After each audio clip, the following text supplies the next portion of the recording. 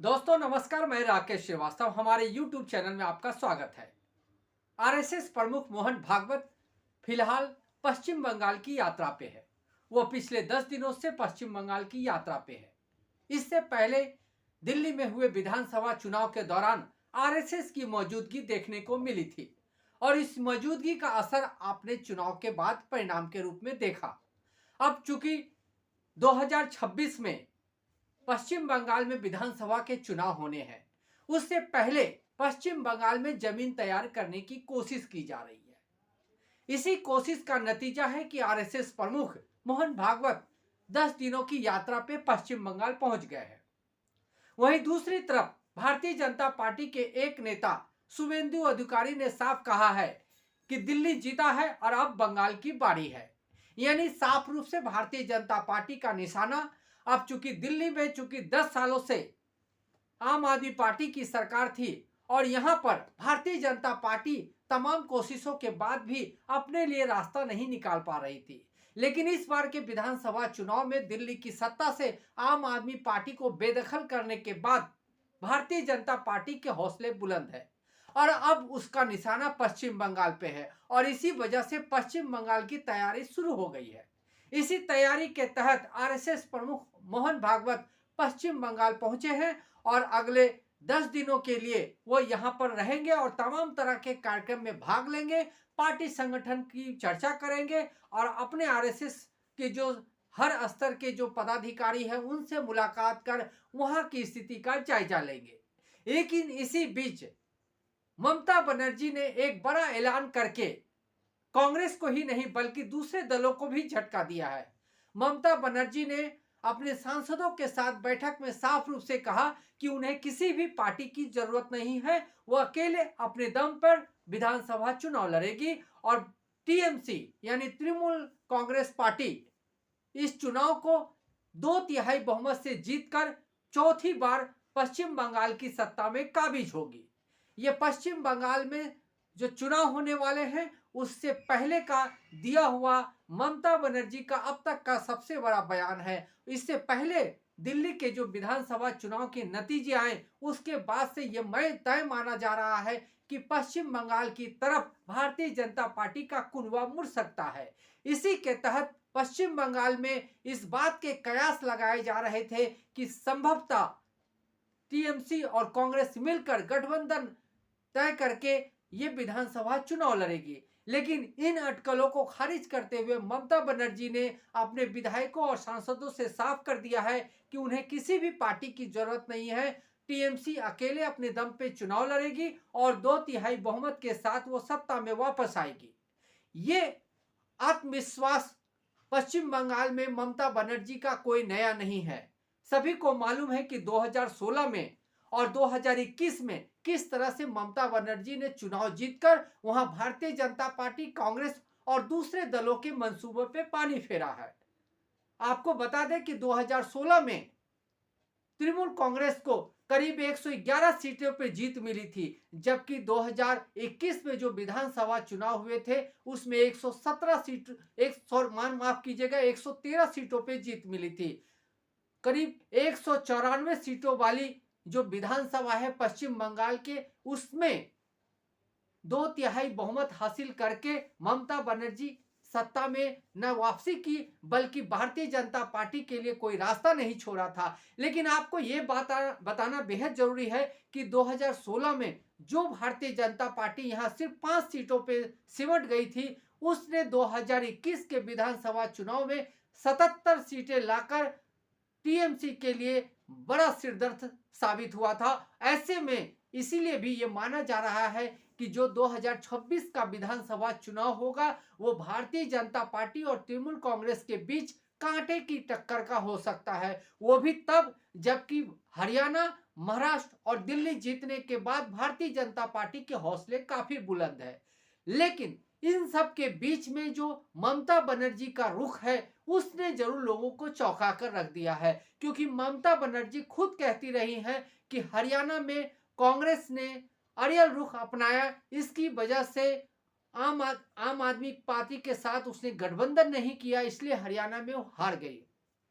वहीं दूसरी तरफ दिल्ली में कांग्रेस और आम आदमी पार्टी के बीच गठबंधन नहीं होने की वजह से उनका मानना है कि जो वोट बैंक थे, जो विपक्ष के साथ वोट आता था, वो बिखर गया और इसका सीधा लाभ भारतीय जनता पार्टी को हो गया। इसी वजह से ये मानकर चला जा रहा था कि संभवतः जो पश्चिम बंगाल में 2026 में विधानसभा के चुनाव होने हैं, उसमें ममता बनर्जी कांग्रेस के साथ गठबंधन करके जरूर आगे बढ़ेगी, क्योंकि उन्हें यह समझ में आ गया है कि भारतीय जनता पार्टी को सीटों के बंटवारे या वोट के बंटवारे का सीधा लाभ मिलता है, जो दिल्ली में देखने को मिला, हरियाणा में देखने को मिला और कई राज्यों में इस तरह के प्रयोग हो चुके हैं, जहां अलग अलग दलों के द्वारा चुनाव लड़ने की वजह से वोटों का बंटवारा हुआ। जैसे दिल्ली में मुस्लिम वोट, दलित वोट और जो ओबीसी के वोट है वो पूरी तरह से कांग्रेस और आम आदमी पार्टी में बट गए। इसकी वजह से कई सीटों पे भारतीय जनता पार्टी को सीधा लाभ हुआ और इस लाभ की वजह से ही आम आदमी पार्टी सत्ता से बाहर हो गई, जबकि भारतीय जनता पार्टी 48 सीटें जीतकर सत्ता में जोरदार वापसी की है। आपको बता दें कि पिछले विधानसभा चुनाव में, जो दिल्ली का विधानसभा चुनाव हुआ था, उसमें 4.2% वोट कांग्रेस को मिले थे, जबकि इस चुनाव में उसे 6.5% के करीब वोट मिला है। यही 2.5% का जो वोट है उसने आम आदमी पार्टी को सत्ता से बाहर कर दिया है, क्योंकि ये जो 2.5% का जो वोट है वो ना सिर्फ आम आदमी पार्टी के जो वोटर हैं उनसे खींचा गया है, बल्कि जो वोटों का बंटवारा हुआ है उसका भी सीधा नुकसान आम आदमी पार्टी को हुआ है। ऐसे में इंडिया गठबंधन में शामिल आम आदमी पार्टी, कांग्रेस और तृणमूल कांग्रेस के लिए यह जरूरी था कि ये तीनों दलें मिलकर आपस में समझौते करके किसी रास्ते की तरफ बढ़े। चूंकि हरियाणा में, दिल्ली में नुकसान हो चुका था, तो ये माना जा रहा था कि पश्चिम बंगाल में ममता बनर्जी जरूर कांग्रेस का साथ लेकर जो वोटों के बंटवारे की जो स्थिति पैदा होगी उसे रोकने की कोशिश करेगी। लेकिन ममता बनर्जी का जो ये बयान सामने आया है अपने विधायकों और सांसदों के बीच में, उसने जरूर कई लोगों को चौंका कर रख दिया है।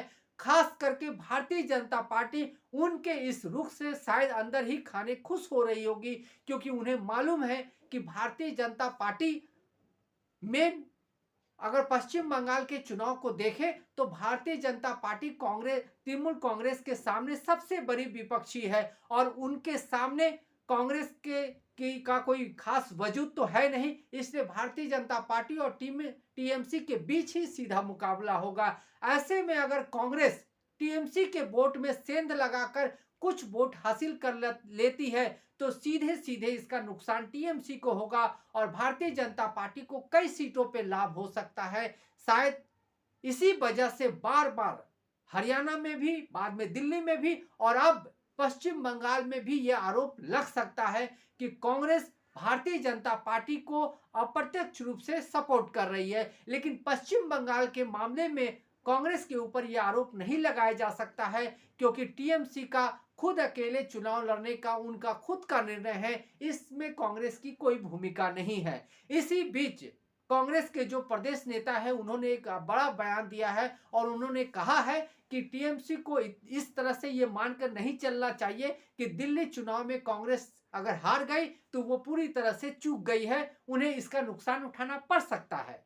आपको बता दें कि दिल्ली में जो विधानसभा के चुनाव हुए उसमें यह मान के चला जा रहा था कि शायद कांग्रेस को 1-2 सीटें मिलेगी, लेकिन कांग्रेस के खाते में कोई सीट नहीं आई। इसके बाद से ही कांग्रेस कई लोगों के निशाने पे है। लेकिन इस चुनाव में कांग्रेस ने 2.5% अधिक वोट लाकर निश्चित रूप से अब से अपने सबसे बड़े प्रतिद्वंदी आम आदमी पार्टी को गहरा नुकसान पहुंचाया है और ऐसा नुकसान पहुंचाया है कि आम आदमी पार्टी बिखरने के कगार पे पहुंच गई है। शायद कांग्रेस का जो अपना एक मकसद था, दिल्ली की सत्ता से आम आदमी पार्टी ने ही कांग्रेस को बाहर किया था, शायद इस चुनाव में आम आदमी पार्टी को कांग्रेस ने अप्रत्यक्ष रूप से बाहर करके अपना बदला ले लिया है। लेकिन पश्चिम बंगाल का जो चुनाव है वो पूरी तरह से ममता बनर्जी के अपने जनाधार का एक, समझ लीजिए कि जन्म संग्रह हो सकता है, क्योंकि दिल्ली में और हरियाणा में और तमाम महाराष्ट्र में भी जब माना जा रहा था कि महाविकास आघाड़ी मजबूत स्थिति में है, उसकी कई सीटें आएगी, लेकिन जब चुनाव परिणाम आए तो सबको झटका लगा। ऐसे में संभव है कि पश्चिम बंगाल में जब चुनाव होगा तो ममता बनर्जी के साथ सामने पूरी भारतीय जनता पार्टी की फौज खड़ी होगी। तमाम राज्यों के मुख्यमंत्री वहां चुनाव प्रचार करने जाएंगे, वहां बांग्लादेशियों को शरण देने का मुद्दा उठाया जाएगा, वहां रोहिंग्या का मुद्दा उठाया जाएगा, वहां बेरोजगारी, गंदगी, गरीबी का मुद्दा उठाया जाएगा। साथ ही जो आरोप तृणमूल कांग्रेस लगा रही है कि यहाँ की जो वोटर लिस्ट है उसमें हेर फेर करके विदेशियों को शामिल करने की भारतीय जनता पार्टी साजिश कर सकती है, तो ऐसे में यह सवाल उठना लाजमी है कि जब दोनों के बीच मुकाबला होगा तो ममता बनर्जी अकेले होंगे और उसके सामने पूरी भारतीय जनता पार्टी की फौज होगी। क्योंकि ममता बनर्जी का ये मैसेज सिर्फ कांग्रेस के लिए नहीं था, उन्होंने साफ रूप से कहा कि मुझे किसी की जरूरत नहीं है। मसलन उन्होंने इस तरह का मैसेज दिया है कि उन्हें सिर्फ कांग्रेस का ही नहीं, आम आदमी पार्टी हो या शरद पवार जैसे जो इंडिया गठबंधन के नेता है उनकी भी जरूरत नहीं है। इसका मतलब ये है कि वो किसी भी तरह से ममता बनर्जी ये नहीं चाहती है कि पश्चिम बंगाल में आम आदमी पार्टी के नेता की हार का असर दिखाई पड़े। वो किसी भी तरह से नहीं चाहती है कि महाविकास आघाड़ी की जो नेता है शरद पवार, उनके असफल होने का असर भी पश्चिम बंगाल में दिखाई पड़े। इसीलिए उन्होंने एक मैसेज दिया है कि उन्हें किसी भी पार्टी की जरूरत नहीं है। मसलन ना तो वो समझौते करने को तैयार है, ना ही चुनाव प्रचार में भी शायद अपने इंडिया गठबंधन के नेताओं को ना बुलाए, क्योंकि ममता बनर्जी को अब लगने लगा है कि भारतीय जनता पार्टी से मुकाबला करने के लिए उसे अपने ही तौर पे, अपने दम पे चुनाव की पूरी रणनीति बनानी पड़ेगी और किसी भी तरह के मिस्टेक से उसे बचना होगा। क्योंकि भारतीय जनता पार्टी ने तमाम राज्यों में चुनाव जीतकर ममता बनर्जी के लिए बड़ी चुनौती पेश कर दी है। ऐसे में यह सवाल जरूर उठता है कि क्या ममता बनर्जी ने यह घोषणा करके एक बड़ी गलती कर दी है?